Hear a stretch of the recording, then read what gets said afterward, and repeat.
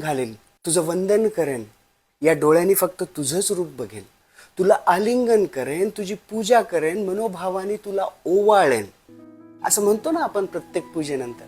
घालीन लोटांगण वंदीन चरण, डोळ्यानं पाहिन रूप तुझे, प्रेमे अलिंगण आनंदे पूजिन, भावे ओवाळीन म्हणेन महा. त्वमेव माता पिता त्वमेव, त्वमेव बंधूच सखा त्वमेव, त्वमेव विद्या दुर्गम त्वमेव, त्वमेव सर्वं मम देव देवम. तुम्ही माझे सर्वस्व आहात आणि तुम्ही माझे सर्वस्व आहात, म्हणून मी काय करेन?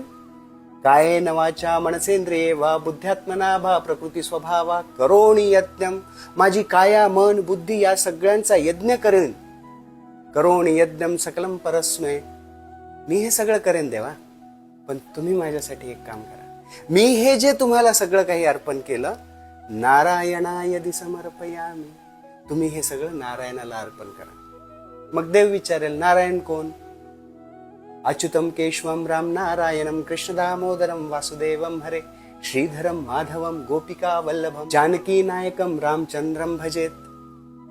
हे ते प्रभू रामचंद्र, हे ते कृष्ण, हे नारायण आहेत, अच्युत आहेत, केशव आहेत, माधव आहेत. त्यांच्या चरणी सगळं काही अर्पण करा.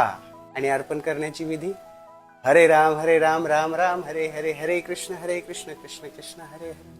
आपण देवाला प्रार्थना